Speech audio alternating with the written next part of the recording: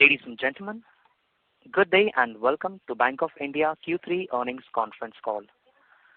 As a reminder, all participant lines will be in the listen-only mode, and there will be an opportunity for you to ask questions after the presentation concludes. Should you need assistance during the conference call, please signal an operator by pressing star, then 0 on your touchtone phone. Please note that this conference is being recorded. We have with us Shri A.K. Das, MD and CEO, Shri P.R. Rajagopal, Executive Director, Shri Swarup Dasgupta, Executive Director, Shri M. Karthikeyan, Executive Director, Shri Subrat Kumar, Executive Director, and other top management team from the Bank of India. I now hand over the conference to Shri A.K. Das, MD and CEO. Thank you, and over to you, sir. Thank you very much. Good evening to all analyst friends, ladies and gentlemen. I extend a warm welcome to each one of you for today's interactive session on our earnings for the bank's Q3 results FY22-23. As we step into the new year, the global economy is still grappling with several challenges. World Bank, in its latest Global Economic Prospects report, has revised the earlier projections downwards in global GDP growth rate from 2.9% in 2022 to 1.7% in 2023. The emerging market and the developing economies are also projected to grow at a lower rate as compared to earlier projections, that is from 3.8% to 2.7%. The Indian economy is not immune to global headwinds, but is relatively well positioned to face the challenges on account of its sound macroeconomic fundamentals and financial system stability. In the first advanced estimate of GDP growth projection, NSO has kept India's FY23 real GDP growth rate at 7%, marginally higher than RBI's estimate of 6.8%. Moreover, retail inflation measured by CPI has been contained in December 22 to one-year low of 5.72%, lower than the upper tolerance limit of RBI of 6% due to falling prices of food and beverages.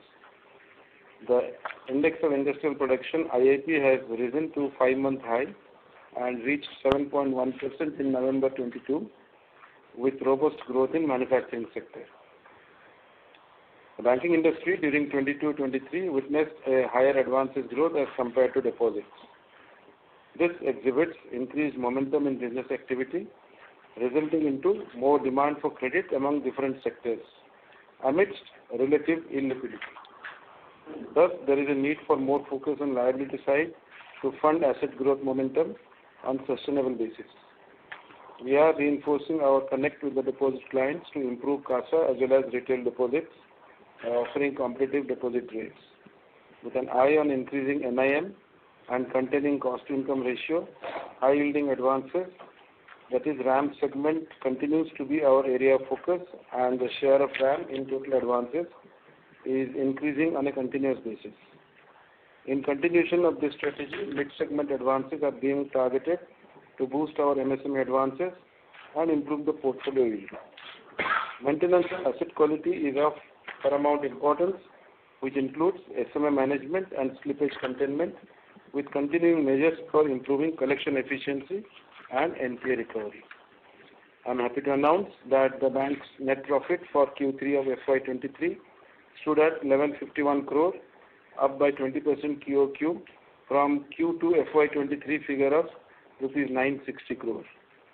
NIM improved to 3.28% from 3.04% last quarter. NII stood at 5596 crore, up by 64% YOY. Yield on advances increased by 65 basis points YOY and stood at 7.67%. RAM advances have expanded by 13.24% YOY, and its share increased to 54.14% in the quarter as compared to 53.34% in Q3 of FY22. And CASA percentage has risen to 44.56%. Asset quality further improved with reduction in gross NPAs, both amount-wise and percentage-wise. The gross NPA ratio was brought down to 7.66% and net NPAs to 1.61%. slippages ratio for Q3 FY23 was restricted to 0.27% as compared to 0.3% in Q2 of FY23. Cost to income ratio also improved to 48.03% from 48.10% in second quarter of this year. Our global advances increased by 16.08% YOY and 11.10% YTD. During current year, with our ongoing initiatives, credit offtake is expected to improve further from current levels. We expect credit growth of 11 to 12% during the current year. Along with increasing size and yield of credit portfolio, managing asset quality is also of significant importance.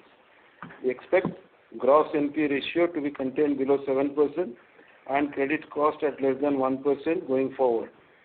We aim to maintain NIM between 3.25 and 3.50%, thus ensuring a sustainable growth in profits. I would again thank you all for your continued support, and the floor is now open for discussion and questions and answer session. Thank you. Thank you very much. We will now begin the question and answer session. Anyone who wishes to ask a question may press star and 1 on their personal telephone.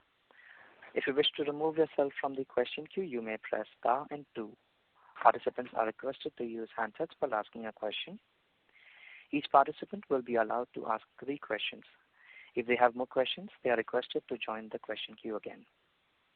Ladies and gentlemen, we will wait for a moment while the question queue assembles.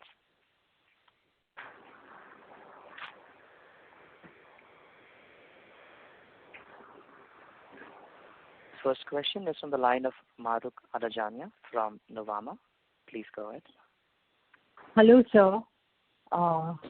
Good evening. I had a couple of questions, sir. So my first question is on general outlook on margins and loan growth, right? So obviously for us, margins have expanded very well, even on a very high base last quarter, right? Last quarter there was 50 bits and this quarter also it's around 26 bits. 24 bits rather, QOQ on a sequential basis. So it is a very solid margin expansion. So what happens, say, in 4Q? Do margins come off? They stay at these levels? And then how does FY24 pan out for margins? That's the first question on margins. And of course, similarly on loan growth, what is the outlook for 4Q? Does it accelerate? Because our quarterly growth rate in advances is somewhat lower than the sector growth rate. And how does loan growth pan out in FY24? So that's my first question, sir, and then I have 2 more.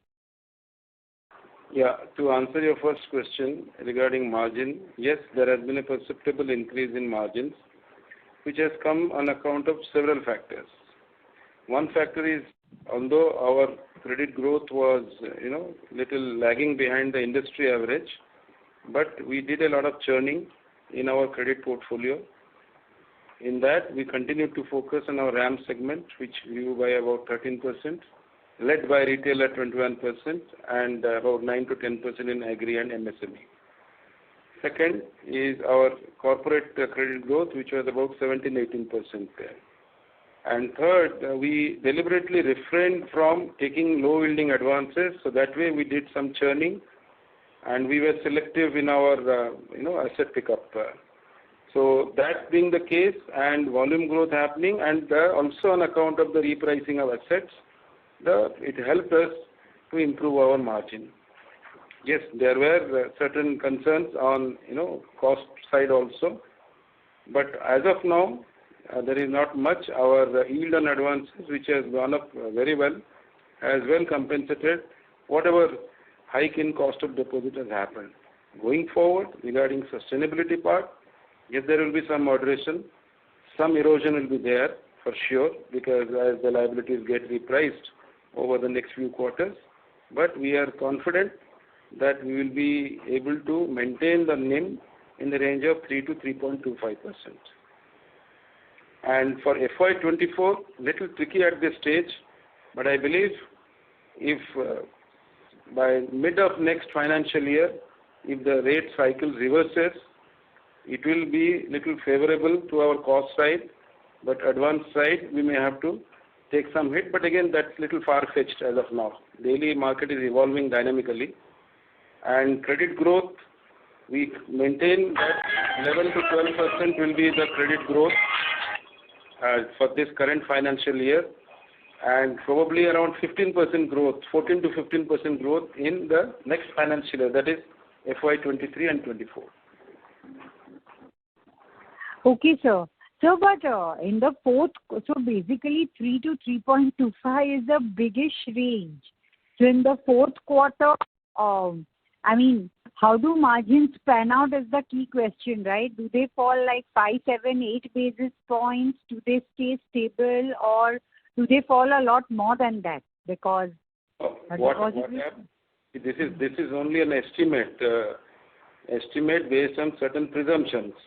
Right. There are so many factors at work, including the RBI policy rate, the rate reversal, the inflation, so many things. So we are depending on market forces. So given that kind of a situation, and more particularly from the deposit repricing viewpoint, there will be some erosion in the market, but it will be definitely between 3 and 3.25. Okay, sir. So, and my next question is on the ECL circular that came yesterday.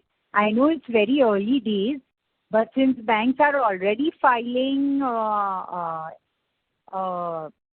IFR accounts with RBI, just filing them, would you be able to give a rough sense on what we can expect as the incremental provisioning burden, or if at all there will be any? The impact of the ECL circular? As you yourself told, it's, rather too early to give any kind of specific number, but only thing I can say that we have been having mock runs in the IFRS mode for the last 2 years, and we are well prepared for it. So that much only for the moment I can say. Okay, sir. So, and my last question is on state electricity boards. So basically, if state electricity boards have overdues, right, they are 90 plus overdue, then do they become NPL and follow the same regime like other accounts? Or does that apply to them, or does it not apply to them, the SEB? Yeah, state electricity board, for everybody the accounting rules are same. Okay. So then they slip and then they can be upgraded when full dues are repaid. Full overdues paid. Okay, sir. Okay, sir. Thank you so much and all the best. Thank you. Thank you. The next question is from the line of Ashok Ajmera from Ajcon Global Services Limited. Please go ahead. Yeah, thank you for giving this opportunity, sir, and compliments to you for the fantastic result. In fact, according to me, the result, the net profit would have been much higher, but for that provision of divergence, remaining amount has been provided for in this one quarter itself instead of 400 and odd crore taking in the next quarter. Sir, what is the reason for that? Are we not sure of a good profit in the fourth quarter also, or we just want to give a better balance sheet? This is my first objection. The basic rule is, in good times, you do as much as provisioning or create a provision buffer as possible. We had a good pool of operating profit, and I think that too for showing another net profit of 450 crore, it doesn't make sense. Rather, we are safeguarding our March balance sheet. It's nothing like that because there are some apprehensions. That's why it has been done upfront. As a matter of adequate prudence, it has been done. Yeah. We were in a position to do that, hence we did it. No, the point well accepted and well taken. Sir, my next question or rather some information is on that, we have been talking for the last 2-3 quarters about co-lending space and pool buying and increasing our book, on that through the NBFCs. What is the progress on that? Because our this advance growth in this quarter is muted, especially or rather negative as compared to the last quarter. So, can you give some color on that? This is my second question, sir. Can you elaborate, Ashokji, how advances growth is negative compared to last quarter? Do you have numbers to support that? It is muted, sir. It is muted. We are in a low growth trajectory. Yes. Okay. Yeah. Things have co-lending के ऊपर कुछ कहिए co-lending. Yes, sir. We are going well on our plans that we have tied up with two fintech companies, one Credit Avenue, that is UV, and another one Night Fintech. And by end of this month, our integration will be complete with UV, and by February end, it will be complete with Night Fintech. So thereafter, we can go full-fledged because some of the regulatory issues of individual account opening and real-time reconciliation with NBFC rules, that was an issue. And this is the issue with most of the banks. So we have tried to settle the issue first and then going for that. Okay, sir. Thank you, sir. My last this thing is, sir, on the asset going to NARCL. Where do we stand there? I think it is not yet started, but the final hurdle of that bank, that government guarantee is cleared now. So in the next coming quarter, how much do we expect to go there from the gross NPA, I mean the asset transfer, and how much approximately yield or the recovery we will get out of it? Yeah, I am Anand here. See, as far as our bank is concerned, around 17 accounts are there which have been identified. Out of which, one Kolkata-based NBFC already NARCL has given their resolution plan. They are not taking in ARC mode but under IBC mode. And as of now, they have been declared as a H1 bidder. And going forward, the administrator will place this voting window will be open, and accordingly we will be taking a call. Other than that, for this quarter, we have only one account, which is a paper industry, which is one of the very early accounts identified, where the process are very advanced stage, and we expect only this account to go to NARCL during this quarter. The remaining accounts may spill over to Q1. And in terms of NCLT recoveries during this quarter, we had a recovery of 310 crores, Ashokji, and to an extent of reduction of NPA to 627 crores. And this quarter, we are planning a reduction of 600 crores in NCLT advance. Okay, sir. Any color on the Shrey, sir, where the COC meetings are going on? How much is our share and how much do we expect? Yes, sir. That's what I told just now. Kolkata-based NBFC, I did not take the name. Today also, they just now a COC meeting has started. Yeah. Yeah, it started, yes, sir. Yeah. So right, today, I don't think any final will be decided because still the advisor, that's the SBI Caps, has to place the 3 plans on a comparative chart. So it may take 1 or 2 more days for finalization, and accordingly, then only the voting window will be open. So our share is, so as of now, only the cash component is final. The instruments and the other OCDs, it is yet to be finalized, even though initially that was given. But since the cash portion has gone an upside during the switch challenge process, accordingly we expect that the other NCDs and other things also will have an upside. So we will come to know only in a day after what actually will be the figures. All right, sir. Thank you very much. I'll come back again next time. Thank you, sir. Thank you. Thank you. A reminder to our participants, please press star and 1 to ask a question. The next question is on the line of Suraj Das from BNK Securities. Please go ahead. Hello. Hi, sir. Thanks for the opportunity. I have a couple of questions. The first question is, sir, is there any one-off in the interest income as well as on the staff expenses? The reason I am asking this question is that it seems that interest from RBI bank balances and others have almost doubled on a QOQ basis, while on the staff expense side, despite this additional wage provision of 85 crore, it has declined on a QOQ basis. So is there any one-off in these 2 line items? That is the first question. First of all, that staff item, that wage revision, we have this time first provided. Last quarter, we have not provided this because that wage revision will start from November 2022 onwards. So we have provided 85 crore, and going on in the subsequent quarter also, we'll keep on continuing providing the same appropriate basis. Right, sir. So ideally, the staff expense should increase, right, on a quarter-on-quarter basis. Yeah. Because you have anyway, there is BAU, staff expenses, plus you have provided something additional. However, your reporting says that there is QOQ decline on staff expenses. So is there any one-off? No, there is nothing such. Okay. And on the interest line item? Interest line item also, there is no one-off item. It is a regular, as sir said, that because of the growth in the advances and continuous focus on the high-yielding advances and repricing. These are the three factors that have contributed to the increase in the interest income. Okay. Sir, is there any IT refund in the income tax on IT refund or something like that in the interest income? Yes, that is already been factored. Okay. So what would be the quantum if, you can, let us say, give us a rough estimate? 51 crore we have already factored this time. Okay. Okay. And on the staff expense, just to conclude, what is your expectation on the staff expense going ahead? Do you want it to be something around, at this level only, 1,700 crore roughly, or? More or less on the same line. And of course, it will slightly go up because our base division contribution needs to be factored. So, because this time we are factored only for 2 months. Next time onwards, we need to factor for 3 months onwards. 3 months only in a quarter. Right. So that would be additional 40 crores on 42 crores. 50 crores will increase, yes. Okay. Understood.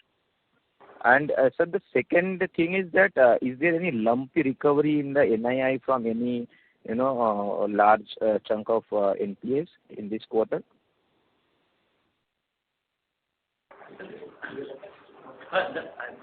In the ensuing quarter, or it is in the present quarter you are asking? Q3. In the present quarter, sir, Q3 FY23. Return of accounts, PW return of accounts, we had a recovery of around 285 crores. You are asking any breakup of that? Any lumpy recovery, that's what he's asking. It's all regular recovery, sir. We have 3 schemes going on, our OTS settlement scheme. That's not part of LIR. Understood, sir. Understood. The second question is on the capital. It seems that you are about to raise, let us say, 1,500 crores via QIP. The question is, sir, what is the need for this capital? Because your CET1 is at a comfortable level of 12.7, 12.8%. And I think the recent government notification also says that probably PSU entities are also, the NPS norms at PSU entities have also been relaxed. So just wanted to check, if my understanding is correct, and what is the need for this capital raise? We were at one stage, our CRAR was above 18%. Now, at the end of Q3, it is 15.60. The basic purpose of augmenting capital is to improve our risk appetite. And that is why we have got approved a plan of about 2,500 crore, of which 1,500 we have raised. We are at 15.6. But again, we have to think little forward. If we want to expand our advances base and maybe little low rated accounts we want to take, that will lead to capital consumption. Plus, any kind of, unexpected or, change in the regulation and all, or in the accounting procedure and all. So always it is better to, create that capital buffer. And, but by that, we are expecting at least 17% or 17.5% capital should be good enough for us. Okay, understood. Last question, sir, is on if you can provide two data. One is, sir, loan mix by benchmark. What percentage of loans would be EBLR linked? What would be your MCLR share and fixed and others? And the second data keeping question is, out of the restructured book, if you can say how much is out of moratorium, what would be the slippages run rate from there, and what is the outstanding NPA? Yeah, if I can take the second question first. You are aware that RFCRS 1 and RFCRS 2 are the two things which government had asked us to do, and the regulator also supported. We started off with a disbursement of 7,714 crores RFCRS 1, of which we got 4,680 crores closed, and presently 1,172 crores is under NPA. The balance outstanding in RFCRS 1 is 1,862 crores, which is all standard. So we don't foresee anything because there isn't, all the moratorium is over, the repayment has started, they are continuously engaging with these customers, so we don't see any pain. Coming to Resolution Framework 2, we started off with the disbursement of 11,897 crores, and we got 3,771 crores closed. So the NPA there is 6.94%, amounting to 826 crores, and there 31% of book is still under moratorium. So 69% is out. We are staying closely engaged with them. The level of engagement by way of putting separate restructured cells in each of our 69 zones is paying off. And even you can see very well the forward roll of SMA 2 is just about 2.49%. So we don't see any pain points there in Resolution 2 as well. Regarding first question, our MCLR link portfolio is 1,72,847 crores and RBLR link is 189,317. Rest other rate of interest. So majority is in RBLR linked rate. Okay, understood. If I can squeeze one more question, sir, what would be your ECLGS, quantum outstanding, and what kind of slippages you have seen from that book? 5,100 odd is the ECLGS outstanding, and the NPA percentage there is, I think, 6.29. Understood, sir. Thanks so much, sir. Thank you. The next question is from the line of Karthik Solanki from Elara Capital. Please go ahead. Congratulations on a good set of numbers. My question was on the lines of capital raising. So what are the future plans of the bank regarding capital raising and its take on what would be the government holding in the coming quarter and the year? At the moment, the government holding is about 81%. I think someone prior to you were asking this capital question also. See, always it is prudent to have a capital buffer. That is why we are planning to go for a QIP very soon. That is number one. Number two, for the year ending March 23, we will have good amount of retained earnings. So with all those things put in place, I think we should be safely above 17 to 17.5% capital by March 23. Okay, sir. Okay. My next question was on the lines of retail loan portfolio. So as we have seen in the retail loan portfolio, there has been a tremendous growth in the vehicle loan segment and the personal loan segment of around 40 to 45% year on year. So where does the bank see its vehicle and personal loan segment growing as far as retail loans are considered? See, retail still the critical mass is still home loans. Yes. The high growth rates you are seeing is mostly on account of low base there. Vehicle loan hardly from 9,000 it has gone up to 13,000 crore, and personal from 4,400. So in terms of sheer percentage, they are not very significant. But yes, there has been quite a lot of focus on the retail pack as such. But we will continue to focus on home loan segment. And personal, a lot of salary accounts we have, but we need to leverage that. We are offering a lot of add-on features also. So I think 21% is a good rate. We would like to further improve it, but primarily driven by home loans. And we have taken also this, partnered with a venture called CRM Next, where we are targeting the retail leads more effectively these days, with all the field functionaries. So that has also started paying off. We are allowed to reach out to the customers.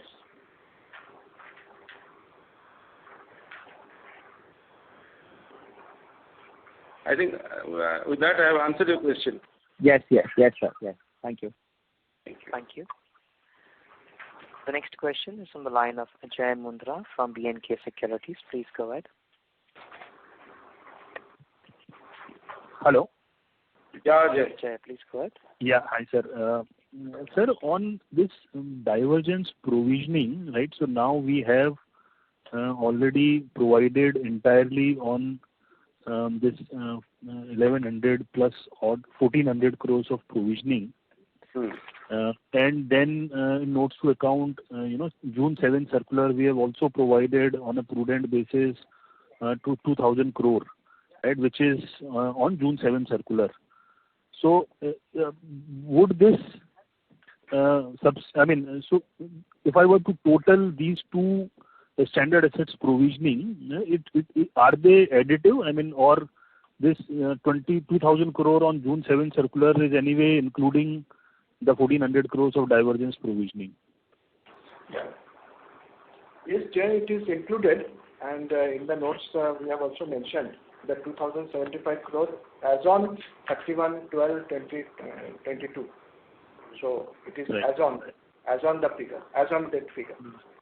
Right. So, sir, is there what could be the timeline for these provisions to unwind? Assuming some of these are, of course, as you made standard assets provisioning, so these are standard assets. So when do they unwind? Yeah. I'm Anand here. As per the 76/19 circular, once we have made the provision, we start monitoring the account closely. So 180 days it should be out of SMA portfolio completely. Then only we will be in a position to unwind the provision. So we have made the provision as on before the Q2. So 2 of our accounts have already moved out. We are monitoring, probably in the month of February it may come out. So all these accounts we are in close monitoring, so that during Q4 and Q1 we will be in a position to unwind a major portion of the provisioning debt. And one more thing today is that these accounts, we are also in touch with other banks. Precisely these are standard with ours, but in the system, other banks had it flagged as SMA. That's why our coordination with not only our own branch specific, but we coordinate with other banks as well to see that the delinquency doesn't happen during this review period. Right. Okay. And second question was, sir, on overseas book, right? So on YOY basis, of course, the growth looks very strong, but on QOQ basis, the overseas book has now become flat or stable QOQ. Is there any, how should one look at the growth in the overseas book, or whatever the tailwinds were in terms of rates or corporates taking overseas exposure, has that reduced, or how should one look at the growth in this book? Sir, Manoj here. We are looking at now we are in stabilizing it. So we are looking for a 10 to 12% growth over and whatever we have done. But this outstanding also includes some oil credit funding, and those have been repaid. That's why my core outstanding is increasing. But this oil credit, oil companies, they have paid. This is under the RBI dispensation. So that's why the total is decreasing. But we look forward for 10 to 12% growth on the core business. Sorry, sir, 10 to 12 is for global business or overseas business also? Overseas business. Sorry, sir, I could not hear that. Overseas business, sir. Not global. Okay. And last question, sir, is on DTA. So I think last quarter DTA, sorry, if you can highlight what is the DTA right now, and if you were to move to the new tax regime by next quarter, FY23, what sort of one-time hit can be expected? See, Shankar this side. See, DTA this 31st December 2022, it is outstanding is around 7,600. Last quarter it was 8,200. We have reduced from 8,200 to 6,000. Now our plan is to next year we should bring down this DTA component to around 5,000 crore, and once it reaches the benchmark of around 5,000 crore, then with the additional tax burden of around 1,500 crore can come, and that cannot be offset once next year if we get the decision regarding the MAT credit. Then with the MAT credit, the debit of additional tax burden can offset. That point of time only we can shift to the new regime. Right. And okay, sir. Yeah, that. And last question, sir. In your opening remarks, you mentioned credit cost at 1% from here onwards. Mm-hmm. Our net NPA is now 1.6%. So, I mean, the credit cost still on a net NPA base of 1.6%, wherein your new slippages are getting offset by the recovery upgrade. So, I mean, is that just a ballpark number, or this 1% credit? The 1% was the worst case scenario. What could be the likely scenario, sir? Likely, we have got, I think, to a normal baseline scenario, we will continue to have similar trend as we have been having the first 3 quarters.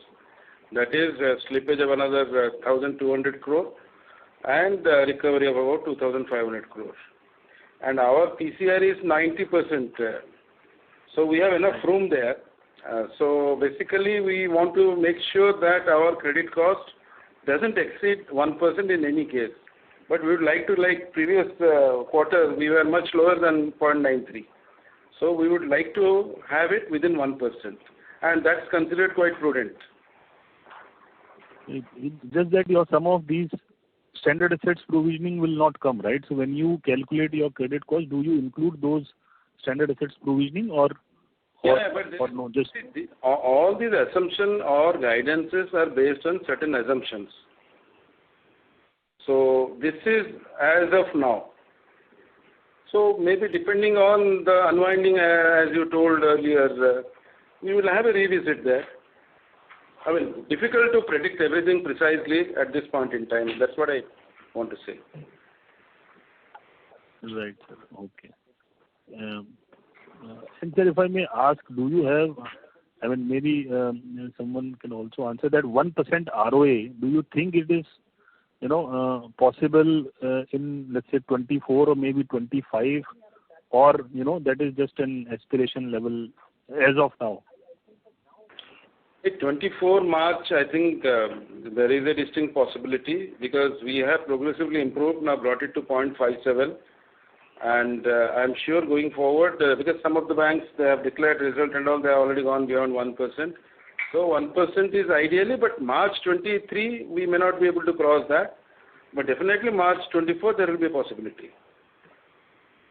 Understood, sir. Okay. Thank you so much, sir, and all the best. Thank you. Thank you, Jay. Thank you. Next question is from the line of Sushil Choksey from Indus Equity Advisors. Please go ahead. Congratulations on a great set of results and preparing Bank of India ground on a good wicket in your tenure. So, thank you. Sir, you've answered most of the question on ROA, ROE and the margins. So I have to ask you a question. What do you think should be a concern as on today where our balance sheet is concerned? One concern I would say, which is secularly found out, concern but not insurmountable, is the, deposit part, resources part, for which all of us are, quite engaged. And I think before long we will be able to address that. Otherwise, top line, profit and profitability, in all these 3 aspects, I think we are well on track. If I give you a simple example, I think our operating profit, which is our core income, before any kind of provision and all, it has gone up quite substantially. Last entire financial year, we were not even 10,000 crore of operating profit. This time, in 3 quarters, we have crossed 9,200 crore. Plus, of course, the NIA and NIM thing, operating efficiency, is there. So the only, I should not say concern, focus area that we are constantly looking at is the resources. We already have a good CASA franchise. 45.56 is fairly good. I think if not the best, one of the best in the, at least amongst the PSBs. So that is the probably only area where we are trying to stay focused. And second, of course, not in business front, but on the IT front, where we were a late starter. Certain projects got delayed and all. But I believe by maybe next 1 or 2 months, we should be able to roll out whatever we had planned about a year and a half back. Sir, can you answer, as you mentioned about digitization and future enablers being ready in digital platform, what is the cumulative spend done in last 2-3 years to make yourself a digital savvy bank starting maybe the next financial year? Our overall budget envisaged is about 6,000 crores. And How to much be have you spent by now? maybe around 1,400 This year, sir. this year. This year we have already incurred around 820 crores. 820 crore already this year alone has been incurred, and some amount in previous year also. So this is supposed to be staggered over a period of 5 years. Last year it was 900 crores. So should we count only 2 years or the 3 years total number you would? No. I think we have to count forward next 2 to 3 years. Because certain projects are in advanced stage, certain projects have been just initiated. So similar kind of capex of 800-900 crores run rate should be there for next 3 years? Yeah.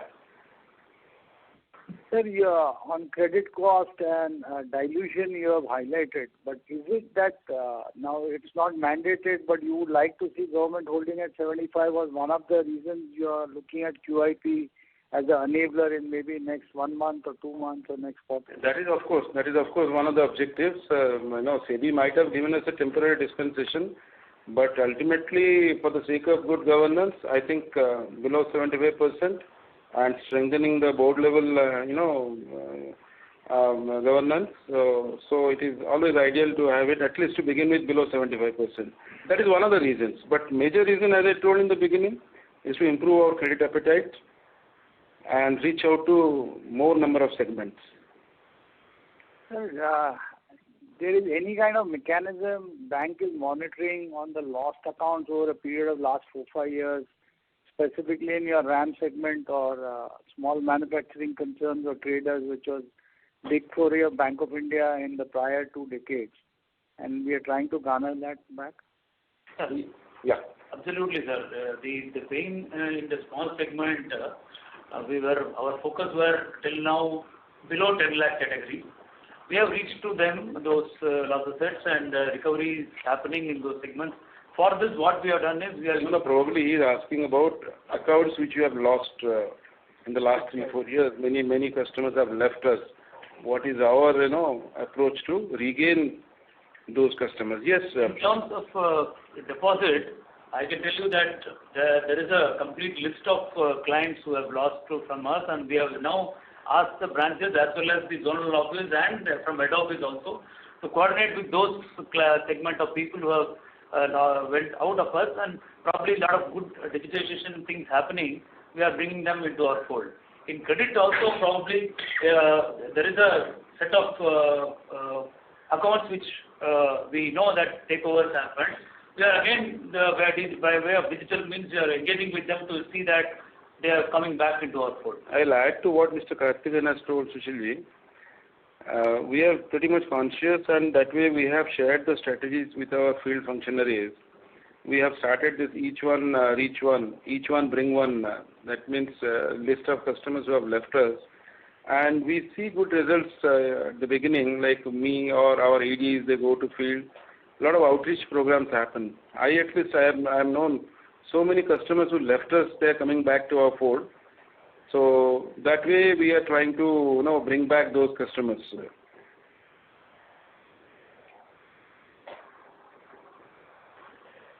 Thank you. The next question is from the line of Bhavik Shah from Morgan Stanley. Please go ahead.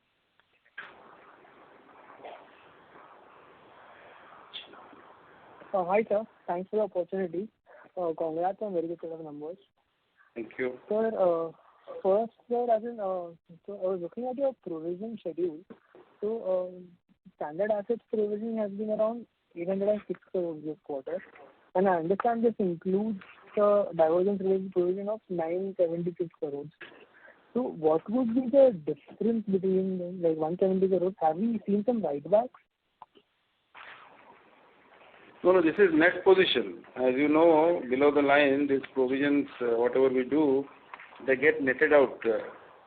So otherwise, in the divergence itself was about 940 crores. So the overall standard asset provision cannot be 800 crores. There have been write-backs in varied accounts. That is the net figure is 800 odd, what has been given there. Right, Shankar? Yeah, this write-back was because there was one previously restructured account, that now restructured account has come back. So that provision has also come back because it was a standard provision. So it has also been deducted in the standard provision category. That's how this write-back has happened. Okay. Understood, sir. So that was very clear. And sir, so I see your other operating expenses have gone up quite sharply. It was around 1,200 crores last quarter, and now it is 69 crores. I think, is it to do with the IT spends, or is there anything else which is moving this number? Only revenue part of IT expenses will be featuring in the other operating expenses, whereas other components are, of establishment and other rent taxes and other things. So there is some increase there, but again we have set a target of 10% decrease by March in controllable expenses, basically with your rent taxes, lighting, postage, telegraph, and other stuff. So yes, there is slight increase there, but again, we have expanded branches also. We have also, added a lot of thing to our IT thing. So that is why the revenue component also is featuring there. Okay. So I mean, going forward, sir, as an annual run rate, would it be around 5,500 crores or less? Which one? The other operating expense. Shankar. The other operating expenses this time almost 10% hike is there. So going forward on the same line, it will continue because expenses is a thing which definitely we need to control. But like staff cost, like establishment fixed cost, that will continue. So 10% hike is, I think, is relatively okay. Okay. Understood, sir. And sir, one last question, sir. Sir, what would be your liquidity coverage ratio this quarter? Yeah, liquidity coverage is LCR, you mean to say? Yeah. 164. Okay, so broadly it's stable quarter on quarter? Yeah. Quarter on quarter, is it stable or it has? Yeah, stable. Last quarter slightly it was higher side. Now it is almost in the stable level. Okay. So thanks a lot, sir. So thank you. All the best for future. Thank you. Thank you. Ladies and gentlemen, that would be our last question for today. I would like to hand the conference over to Shri A.K. Das for closing comments. Thank you, and over to you, sir. Yeah, I thank on behalf of Bank of India and all my colleagues who all are present here. Sincere thanks to the analyst fraternity for their guidance, for their queries, a lot of good suggestions, incisive, analysis, and I hope all your questions have been answered.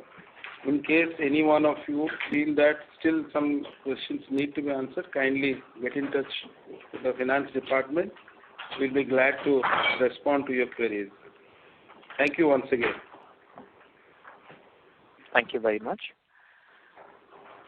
Ladies and gentlemen, on behalf of Bank of India, I announce that this conference is now concluded. Thank you for joining us, and you may now disconnect your lines.